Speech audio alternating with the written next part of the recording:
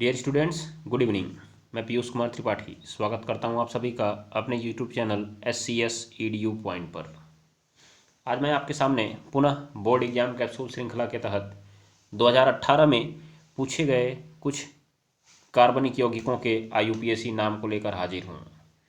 तो आज की क्लास में हम लोग साल 2018 में पूछे गए IUPAC नाम देखेंगे जो आपकी परीक्षा की दृष्टि से इम्पॉर्टेंट होंगे। तो चलिए आज की क्लास हम लोग बिना देर किए हुए शुरू करते हैं।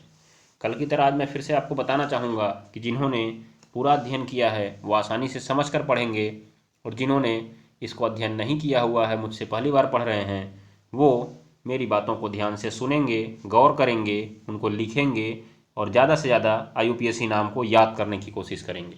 ठीक है, क्योंकि आप लोगों के एग्जाम में बहुत सारे IUPAC नाम रिपीट करके आते हैं, तो आप उनको याद किए रहेंगे तो फ़ायदे में आ सकते हैं। तो चलिए बिना देर किए हुए हम लोग आज की क्लास शुरू करते हैं।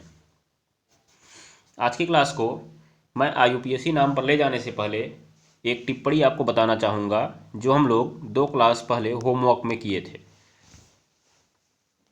तो अगर आपने इसे होमवर्क में कर लिया होगा तो बहुत अच्छी बात है, वरना मैं आपको आज इसका ऑपरेशन करके दिखाने वाला हूँ। तो चलिए सबसे पहली बात, यहाँ पे आपसे बोला कि संतृप्त और असंतृप्त हाइड्रोकार्बन से आप क्या समझते हैं। संतृप्त और असंतृप्त हाइड्रोकार्बन से आप क्या समझते हैं। तो चलिए देखा जाए। सबसे पहले तो आपको इसमें सवाल में शब्द एक दिख रहा होगा, हाइड्रोकार्बन। क्या शब्द दिख रहा है जी? एक शब्द आपको दिख रहा है हाइड्रोकार्बन। क्यों ना सबसे पहले उसी को ऑपरेशन कर दिया जाए। ध्यान दीजिएगा, सबसे पहला आपका शब्द जो दिख रहा है हाइड्रोकार्बन, आप पहले इसी की बात कर लीजिए कि ये है क्या। तो सबसे पहले मैं आपकी जानकारी के लिए बता दूं, हाइड्रोकार्बन क्या है। हाइड्रोकार्बन ऐसे कार्बनिक यौगिक, ऐसे कार्बनिक यौगिक जिसमें केवल कार्बन और हाइड्रोजन, जिसमें केवल कार्बन और हाइड्रोजन तत्व उपस्थित होते हैं, क्या कहलाते हैं? हाइड्रोकार्बन कहलाते हैं। समझ गए आप लोग? हाइड्रोकार्बन क्या होगा? जिसमें केवल कार्बन पाया जाएगा और क्या पाया जाएगा? हाइड्रोजन पाया जाएगा। ठीक है ना? आप इस बात को दिमाग में बैठा लीजिएगा। चलिए, तो फिर जब हम हाइड्रोकार्बन की बात करते हैं तो हाइड्रोकार्बन हमारे 2 प्रकार के होते हैं। एक होते हैं विवृत श्रृंखला, याद रखिएगा, एक होते हैं विवृत श्रृंखला और एक होते हैं संवृत्त श्रृंखला। संवृत्त श्रृंखला का मतलब होता है बंद श्रृंखला और विवृत श्रृंखला का मतलब होता है खुली श्रृंखला। विवृत श्रृंखला का मतलब क्या होता है? खुली श्रृंखला। तो आप कैसे डिसाइड करेंगे कि ये श्रृंखला खुली है कि नहीं खुली है? तो अगर ध्यान दीजिएगा, अगर पहला कार्बन अंतिम कार्बन से नहीं जुड़ा हुआ है, अर्थात प्रत्येक कार्बन केवल अपने पास वाले कार्बन से ही जुड़ा हुआ है, तो उसे हम कहते हैं खुली श्रृंखला। जैसे आप देखिए, ये बना, ये बना, ये बना, ये बना और फिर ये बना। ठीक है ना? मैंने जब इसका नाम लिखना शुरू किया तो यहाँ पे आया 1 2 3 4 5। तो अगर मैं इस तीसरे कार्बन की बात करूं तो 3 के पीछे 2 आता है, उससे जुड़ा है। 3 के आगे 4 आता है, उससे जुड़ा है। ये 3 5 वाले से नहीं जुड़ा है। अगर 3 5 वाले से जुड़ गया होता ना तो यहीं पे हो जाती बंद श्रृंखला। याद रख लीजिएगा, मतलब प्रत्येक कार्बन केवल अपने निकटतम कार्बन से जुड़ा होता है, केवल अपने निकटतम कार्बन से। ध्यान दीजिएगा, यही होती है खुली श्रृंखला, यही होती है खुली श्रृंखला। और इसमें देखिए, जो पहले नंबर का कार्बन है और 5वें नंबर का कार्बन है, क्या ये लोग आपस में जुड़े हुए हैं? नहीं जुड़े हुए हैं। इसलिए यह है विवृत श्रृंखला, जिसके बारे में आपको पहले ही बता चुका हूँ। तो अगर आपको विवृत श्रृंखला का उदाहरण लिखना होगा तो अपने मन से आप ऐसे कुछ भी पकड़िए, CH3 CH2 CH2 फिर CH2 फिर CH3, ऐसे आप जो मर्जी, जितना मर्जी चाहिए उतना बड़ा जोड़ते जाइए, लास्ट में फिर CH3 लिख दीजिए। अब इसमें आप द्विबंध या त्रिबंध भी दर्शा सकते हैं। फिर मैं आपको एक बंद श्रृंखला का उदाहरण दिखा देता हूँ। बंद श्रृंखला कहता है कि देखो, एक कार्बन चला, 2 चला, 3 चला, ये 4 चला और चौथा आके मुझसे जुड़ जाए। 1 2 3 4। यहाँ पर आप देखने को पाएंगे कि जो पहला कार्बन है वो अंतिम कार्बन से जुड़ चुका है, इसीलिए एक बंद चक्र के जैसा बन गया। बंद चक्र के जैसा बन गया, इसीलिए हम इन्हें बंद श्रृंखला यौगिक या चक्रीय श्रृंखला यौगिक कहते हैं। क्या कहते हैं? चक्रीय। इंग्लिश में इनको साइक्लो भी बोला जाता है। साइक्लो, चक्री को साइक्लो भी बोला जाता है। ध्यान दे लीजिएगा, चाहे चक्री लिखा हो चाहे साइक्लो लिखा हो, पता चल जाएगा कि उसमें बंद श्रृंखला है। कैसी श्रृंखला है? बंद श्रृंखला। और बंद श्रृंखला में हमने एक उदाहरण और पढ़ा हुआ है, क्या? बेंजीन। आप इसको भी जरूर नोट कर लीजिएगा। बंद श्रृंखला में आपने बेंजीन का उदाहरण पढ़ा हुआ है। जरा बेंजीन की संरचना मैं आपके सामने बना देता हूँ। बेंजीन में 6 कार्बन होते हैं और 6 हाइड्रोजन होते हैं। बेंजीन में 6 कार्बन होते हैं और 6 हाइड्रोजन। देखिए 6 कार्बन इस प्रकार से होते हैं। उसके बाद इसमें एक एक छोड़कर द्विबंध लगा होता है। एक एक कार्बन छोड़कर, मान लीजिए यहाँ से आपने गिनती की तो एक एक कार्बन छोड़कर द्विबंध लगा रहेगा। जैसे आप देखेंगे पहले नंबर 1 2 पर लगा है, फिर 3 4 पर लगा है, फिर 5 और 6 पर लगा है। ठीक है ना? ध्यान दे लीजिएगा। और सबके पास एक एक हाइड्रोजन होता है। सबके पास एक एक हाइड्रोजन होता है। यही है बेंजीन की संरचना, जिसे हम लोग साधारण भाषा में C6H6 बोलते हैं। क्या बोलते हैं? C6H6। तो चलिए, अब हमें जो ऑपरेशन करना था वो करना था संतृप्त का और असंतृप्त का। तो आपकी कहानी की शुरुआत तो यहीं से होती है। क्यों? क्योंकि आपसे सवाल क्या पूछा है, संतृप्त तथा असंतृप्त हाइड्रोकार्बनों से आप क्या समझते हैं, उदाहरण द्वारा स्पष्ट कीजिए। तो अभी तो मैं आपको एक स्ट्रक्चर बता रहा था, अब सवाल आपका शुरू होता है, जरा उस पर ध्यान दीजिएगा आप लोग। तो ये जो संतृप्त और असंतृप्त हाइड्रोकार्बन हैं, ये किसके उदाहरण में आते हैं? ये अभी जो मैंने पूछा पीछे विवृत श्रृंखला यौगिक, ये उसके उदाहरण में आते हैं। ये विवृत श्रृंखला यौगिक के उदाहरण में आते हैं। तो आप बताएंगे संतृप्त हाइड्रोकार्बन की परिभाषा। संतृप्त हाइड्रोकार्बन की परिभाषा। चलिए तो लिखना शुरू करिए इसको। जिनने लिखा हुआ है वो केवल इसको सुने और समझें। जिन्होंने नहीं लिखा है, मुझसे पहली बार क्लास ले रहे हैं, वो इस बात को लिखते भी जाएं, क्योंकि आपकी परीक्षा की दृष्टि से बहुत इंपॉर्टेंट रहने वाला है। यही आपको अपने उत्तर में लिखना है पेपर में, याद रखिएगा। चलिए, तो संतृप्त की परिभाषा आप क्या लिखेंगे? ऐसे हाइड्रोकार्बन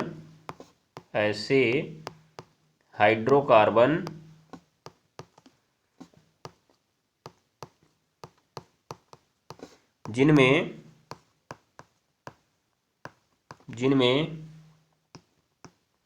सभी कार्बन कार्बन के मध्य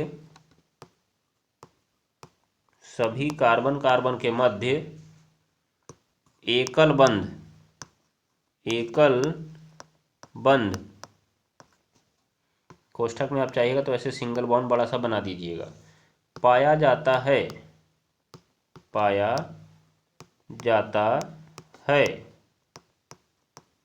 क्या कहलाते हैं? संतृप्त हाइड्रोकार्बन कहलाते हैं। संतृप्त हाइड्रोकार्बन कहलाते हैं। ये बात को ध्यान में रखिएगा। तो ये आपका हो गया संतृप्त हाइड्रोकार्बन की परिभाषा। लेकिन साथ में आपसे उसने उदाहरण भी पूछा हुआ है, तो लिखिएगा संतृप्त हाइड्रोकार्बन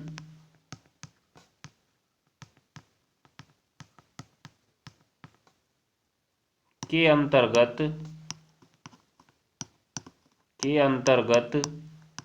एल्केन आते हैं। कौन आते हैं जी? एल्केन।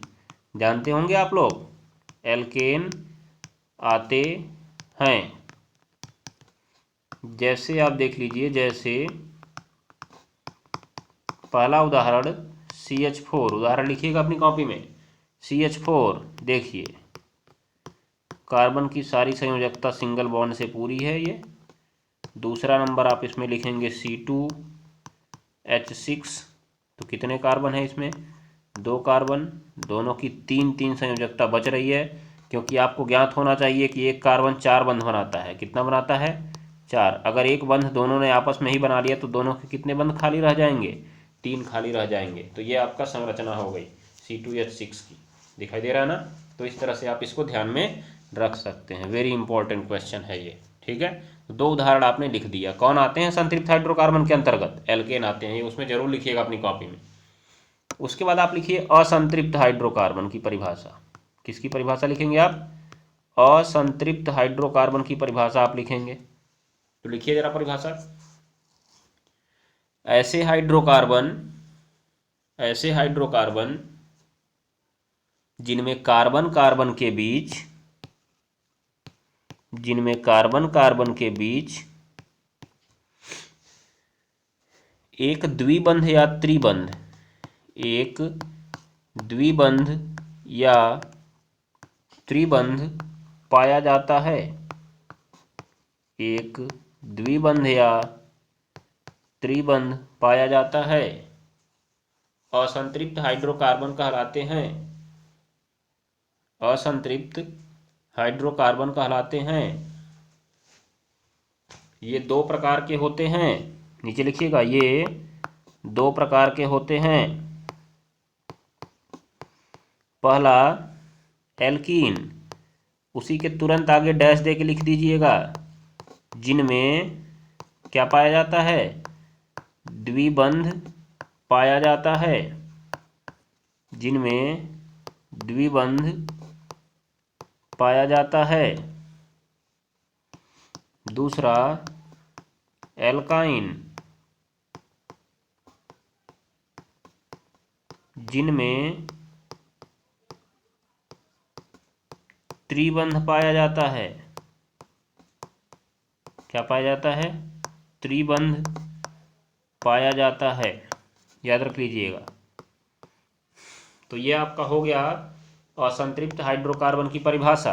फिर बगल में तुरंत जैसे करके इसका उदाहरण लिख लीजिएगा, दो ठो उदाहरण इसमें भी भर दीजिएगा। एक उदाहरण लिख दीजिएगा तुरंत एथिलीन, जिसका सूत्र तुरंत कमेंट बॉक्स में बताइए तो क्या होता है? C2H4। तो क्या होगा? एक कार्बन दो कार्बन, चार हाइड्रोजन है तो एक इसको दे दीजिए, एक इसको दे दीजिए और एक नीचे इसको दीजिए, फिर एक इसको दीजिए, मिल गया। अभी कार्बन के कितने कितने बंध हुए जी? तीन ही तीन तो हुए। कैसे, जरा आप देखिए और बताइए तो। देखिए, एक ये, दूसरा ये, तीसरा ये, इसका भी एक ये, दूसरा ये, तीसरा ये, दोनों के तीन तीन हुए तो चौथा बंध ये आपस में बना लेते हैं। देखिए इनके बीच में एक कौन सा बंध आ गया? इनके बीच में एक आ गया द्विबंध आ गया। कैसा बंध आ गया जी? इनके बीच में द्विबंध आ गया, यहाँ पे आप देख रहे होंगे। और तीसरा उदाहरण, इसका दूसरा उदाहरण लिख लीजिए, एसिटिलीन।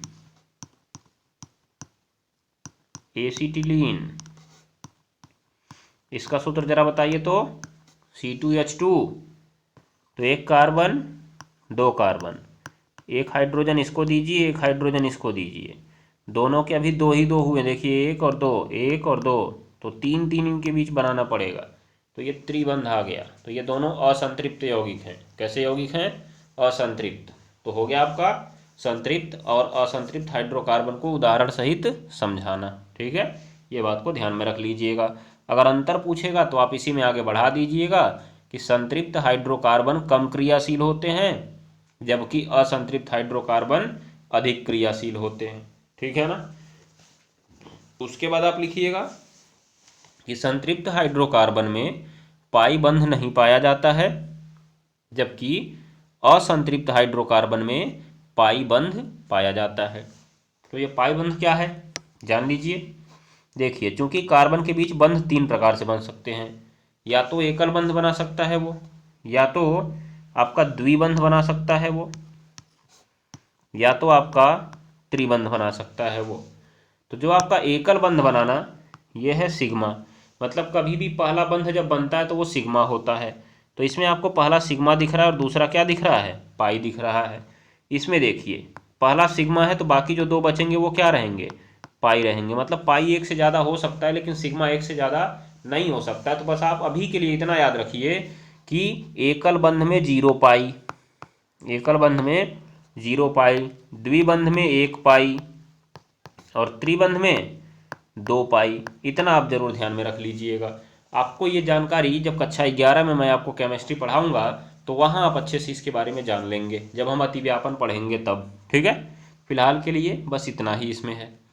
तो चलिए, आशा करता हूँ आपको ये एकदम अच्छे से समझ में आ गया होगा। अगर समझ में आ गया होगा तो कमेंट बॉक्स में एक थम्स अप जरा बना दीजिए, तो जिससे पता लगे कि हाँ आपको समझ में आ गया है। चलिए तो हम लोग अगला सवाल शुरू करते हैं। ये देख लीजिए, एक इम्पॉर्टेंट चीज़ थी जिसके मैं आपके लिए लाना उचित समझ रहा था, मैं इससे रह नहीं पाया लाने से इसको। मैं सोच रहा था कि अभी ना लाऊं, बाद में लाऊं, लेकिन मन नहीं मान रहा था, मैं ला दिया इसको। कितना इम्पोर्टेंट चीज़ है बताइए जरा आप लोग, क्या होगा इसमें। हाइड्रोकार्बनों की दहन अभिक्रिया। तो मैं आपको बता चुका हूं कि जो हाइड्रोकार्बन हैं, अगर आप इनको जलाते हैं तो क्या बनता है, बताएंगे क्या? बताएंगे? जल्दी बोलिए कमेंट बॉक्स में, जल्दी जल्दी बोलिए, जल्दी बोलिए। क्या बनता है? हाइड्रोकार्बनों के दहन से हमेशा CO2 व H2O ही बनता है। क्या बनता है? CO2 और H2O ही बनता है। अर्थात आप समझिए, आप किसी भी हाइड्रोकार्बन को जला दीजिए, बनेगा CO2 और H2O ही। तो आप लिखेंगे हाइड्रोकार्बन की दहन अभिक्रिया का मतलब क्या है। तो चूंकि हाइड्रोकार्बनों के दहन से CO2 और H2O बनता है और ऊर्जा निकलती है, ऊर्जा निकलती है, जिसमें प्रकाश ऊर्जा तथा उसमें ऊर्जा दोनों रहती है। हो जाएगा ना, ये बात को आप जरूर ध्यान में रख लेंगे। तो आपसे अगर उदाहरण पूछा जाएगा तो नीचे लिख दीजिएगा जैसे, जैसे पहला नंबर पे आप लिखिएगा मेथेन का दहन। किसका दहन? मेथेन का दहन। चलिए, जैसे मेथेन, मेथेन का सूत्र क्या होता है? CH4। यही तो आपकी CNG में पाया जाता है, कंप्रेस्ड नेचुरल गैस। इसी को मार्स गैस भी कहते हैं। क्या कहते हैं जी? मार्स गैस कहते हैं। और इसी को और क्या कहते हैं जी? इसी को प्राकृतिक गैस भी कहते हैं। क्या कहते हैं? प्राकृतिक गैस भी कहते हैं। ये बात को आप ध्यान में रख लीजिए। लेकिन जैसे ही आपने इस मेथेन को जलाया, आज के समय जो CNG गाड़ियाँ आती है ना, CNG गाड़ियों में मेथेन ही प्रमुख रूप से भरा जाता है, याद कर लीजिएगा। और जब वो जलता है ना वायु के संपर्क में आकर, तो बनाता है CO2 प्लस H2O और प्लस निकलती है ऊर्जा, और इसी ऊर्जा के द्वारा गाड़ी चलती है। याद रख लीजिएगा। तो ये लोग ऊर्जा प्रदान करते हैं, इसीलिए हाइड्रोकार्बनों को ईंधन भी कहा जाता है। क्या कहा जाता है जी? ईंधन भी कहा जाता है, क्योंकि इसके दहन से क्या प्राप्त होती है? ऊर्जा प्राप्त होती है या ऊष्मा प्राप्त होती है। ठीक है, ये बात को आप ध्यान में रख लीजिएगा। तो ये आपका मेथेन का दहन हो गया, आपने रिएक्शन लिख लिया होगा। मैं आपको एक और उदाहरण दिखा देता हूँ। आप जला दीजिए एथिलीन को, क्योंकि वो एक एल्कीन है। चलिए, एल्कीन का दहन कर दीजिए। अगर आपने एल्कीन का दहन किया तो सूत्र हो गया C2H4। दहन करेंगे तो हमेशा किसकी उपस्थिति में करेंगे जी? वायु की उपस्थिति में दहन करेंगे, बिना वायु के दहन तो होता नहीं है। और इसके ऊपर आप इसको लिखेंगे दहन। दहन का मतलब होता है जलाना। तो दहन कर दिया गया। जैसे ही आपने जलाया, इनने भी बना लिया CO2 और H2O। हो गया ना? तो आशा करता हूँ आपको समझ में आ गया होगा। तो बताओ, समझ में आया कि नहीं तुलन के हो? जल्दी बोलिए, समझ में आया कि नहीं आया? आ गया समझ में? समझ में आ गया तो एक थम्स अप करिए जरा। चलिए अगले सवाल पे चलते हैं। अगला सवाल आपकी स्क्रीन पर आने वाला है। अब शुरू होता है IUPAC नाम। चलिए शुरू करें अब। तो बिना देर किए हुए शुरू करते हैं IUPAC नाम। सबसे पहला नाम आपकी स्क्रीन पर दिखने वाला है CH3। उसके बाद इधर CH3 और यहाँ पे OH। तो सबसे पहले तो जब भी आपको IUPAC नाम लिखना होता है तो आपको गिनती करनी होती है, और गिनती करते हैं हमेशा किसी किनारे वाले कार्बन से। तो आप बताइए इसमें कितने कार्बन हैं? 1 कार्बन, 2 कार्बन, 3 कार्बन और बीच में 4 कार्बन। तो अगर आपके पास 4 कार्बन है तो आप जरा बताइए कि गिनती आप इसमें से किस वाले से करेंगे। तो सबसे पहली चीज, गिनती करने के लिए सबसे पहले आप क्रियात्मक समूह खोजिए। कौन सा है क्रियात्मक समूह? क्रियात्मक समूह है इसमें एल्कोहल, जिसे आप मानेंगे सफिक्स सेकेंड। Suffix second. तो हमें गिनती करते समय वरीयता इसी को देनी है। गिनती करते समय वरीयता इसी को देनी है। ये बात को आप दिमाग में बैठा लीजिएगा, ठीक है ना? तो चलिए ज़रा देखते हैं हम लोग वरीयता आप कैसे देंगे, इसको क्या करेंगे इसमें। तो जब आपने OH के पास वाले कार्बन को देखा तो ये तो बेचारा बीच में था, इसीलिए गिनती यहाँ से तो शुरू नहीं कर सकते हैं। तो आपको गिनती किसी किनारे से शुरू करनी है, और आप गिनती उस किनारे से शुरू करेंगे जिधर से OH नज़दीक आएगा। तो गिनती करिए ज़रा, यहाँ से करिए 1 2 3। किस नंबर पे आया OH आपका? दूसरे नंबर पे। ज़रा दूसरी ओर से गिनती कर लीजिए, दूसरी ओर से गिनती कर लीजिए, दूसरी ओर से गिनती करिए। मान लीजिए मैं इस किनारे से कर रहा हूँ 1, यहाँ पे आएगा 2, इधर चला गया मैं 3, तो दूसरे नंबर पे कौन आया? तब भी OH दूसरे पे ही आया। यहाँ से कर लीजिए 1 2, तब भी यहीं पे आया, और 3 इधर गया, चाहे इधर चला गया 3। तो मतलब क्या समझा आपने? यहाँ पर चाहे जिस ओर से गिनती करिए OH दूसरे नंबर पे ही आ रहा है। किस नंबर पे आ रहा है? OH दूसरे नंबर पे ही आ रहा है। तो आप क्या करेंगे? तो आपका जो काम होगा वो होगा कि आप गिनती किसी एक किनारे से कर दीजिए, इसकी गिनती किसी एक किनारे से कर दीजिए। चलिए मैं कर देता हूँ 1 2 और 3। तो चलिए गिनती हो चुकी है, नाम लिखने की शुरुआत होगी। अब नाम आप कैसे लिखते हैं? नाम लिखने के लिए सबसे पहले आप देखते हैं प्रीफिक्स को। किसको देखते हैं? प्रीफिक्स। प्रीफिक्स कौन होता है? जो गिनती में से छूट गया था और सफिक्स सेकंड नहीं होता है। तो ये तो आपका सफिक्स सेकंड हो गया, ये छूटा आपका गिनती से, यही है प्रीफिक्स। क्या है? प्रीफिक्स। इसका नाम जानते हैं क्या आप लोग? जानते होंगे। तो इसका नाम है मेथिल। क्या नाम है इसका? मेथिल। और किस नंबर पर है? ये है आपका, देखिए यहाँ से ऊपर जुड़ा जाके किस नंबर पर? दूसरे नंबर पर। तो 2 मेथिल कर दीजिएगा आप लोग। वही, और कोई प्रीफिक्स तो है नहीं, छोड़िए जाने दीजिए। रूट वर्ड लिख लीजिए। टोटल कितने कार्बन के रूट वर्ड बने हैं? 3 के। तो अब उसको लिखिएगा प्रोप। ये मत देखिएगा 4 कार्बन है, नहीं, गिनती में कितने आए हैं उसको देखना है। तो 3 कार्बन के लिए आप लोग लगाते हैं प्रोप। क्या लगाते हैं? प्रोप। 1 कार्बन के लिए आपका लगता है मेथ, ध्यान दे लीजिए एक बार फिर से। 2 कार्बन के लिए लगता है एथ, 3 के लिए लगता है प्रोप, 4 के लिए लगता है ब्यूट BUT, 5 के लिए लगता है पेंट, 5 के लिए लगता है पेंट। ऐसे आगे बढ़ता चला जाता है, लेकिन मैं आपको 5 तक बता रहा हूँ क्योंकि वही अभी आपके लिए ज़रूरी है। तो प्रोप आपका लग गया। सभी सिंगल बॉन्ड है तो एन लगाइएगा, और इसका ई हटा दीजिएगा क्योंकि एन का फॉर्मूला होता है ANE। तो आपको इसका ई हटा देना है। तो ई हटा दिए। और OH किस नंबर पे जुड़ा है जी आपका? दूसरे नंबर पे ना इधर OH। तो इधर आप लिखिएगा 2 और यहाँ पे ऑल। तो ये हो गया 2 मेथिल प्रोपेन 2 ऑल।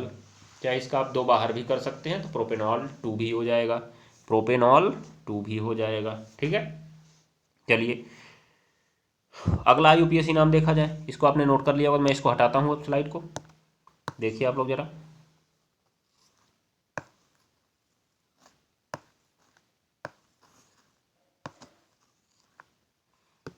चलिए जरा ध्यान दीजिएगा आप लोग। अब यहाँ पे यार आपका ये वाला नाम, इसको ऐसे बनाया जी, CH3 C single bond CH3 और डबल बॉन्ड O। तो क्यों ना हम लोग इसको सीधा कर दें जी, क्यों ना सीधा कर दें हम लोग। देखिए ज़रा, सीधा करना है तो कैसे करना होगा?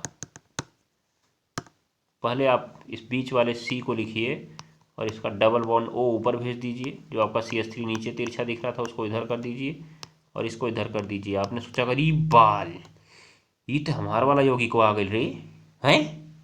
आ गया ना? देखिए आपने पढ़ा हुआ कि नहीं पढ़ा इसको? क्या पढ़ा है आपने? इसको पढ़ा हुआ है? कहाँ से गिनती करते हैं आप लोग बताइए? पहली बात तो क्रियात्मक समूह बताइए कौन सा है? तो क्रियात्मक समूह है इसका CO, जिसे आप लोग ओन कहते हैं। क्या कहते हैं?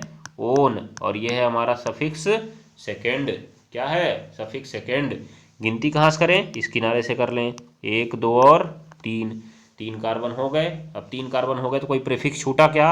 यहाँ पर तो कोई पिछले वाले की तरह है नहीं कि जैसे उसमें ये वाला छूट गया था, इसमें कोई नहीं छूटा, सब गिनती में आ गए हैं। अगर सबके सब गिनती में आ गए हैं तो आपको सीधे सीधे रूट वर्ड से शुरू करना है। कितने कार्बन गिनती में आए हैं? 3। तो आपने लिखा प्रोप। सभी सिंगल बॉन्ड हैं तो आपने लगाया एन ई। तो ई हटाना पड़ेगा ना आपको, ई हटाना पड़ेगा। ई आप हटा देंगे तो ई देखिए मैं हटा देता हूँ, ई मैं हटा देता हूँ। उसके बाद जो ओन है, इसका सफिक्स सेकंड नाम जो होता है वो होता है ओन। कल भी मैं आपको बताया था इस पर। ओन होता है किस नंबर पर है? दूसरे नंबर पर। तो यहाँ से आप लिख दीजिएगा 2, उसके बाद ओन। या हमने कहा था इसको बाहर भी आप कर सकते हैं, प्रोपेनोन 2 भी लिख सकते हैं। और चूंकि मालूम है कि यह हमेशा दूसरे पे ही जुड़ता है, किनारे नहीं जुड़ सकता है, इसीलिए इसको केवल प्रोपेनोन भी बोल सकते हैं। क्या बोल सकते हैं? प्रोपेनोन, ये बोल सकते हैं, इसको प्रोपेनोन बोल सकते हैं। या इसके 2 बाहर लगा सकते हैं, या अंदर जैसे यहाँ पे लगा है उस तरह से आप लगा सकते हैं। तो ये हो गया इसका यूपीएससी नाम। आशा करता हूँ कि आपको समझ में आ गया होगा। जिनने नहीं समझा होगा वो इसको नोट कर लेंगे। इसका साधारण नाम भी वो लोग नोट कर लेंगे जिनको नहीं याद होगा, और सभी लोग याद कर लेंगे एक बार फिर इसका साधारण नाम। क्या नाम है इसका? एसीटोन है इसका नाम। क्या नाम है जी? एसीटोन। इसका ज़रा नाम बताएंगे क्या आप लोग? इसका नाम बताइए। तृतीयक ब्यूटिल एल्कोहल।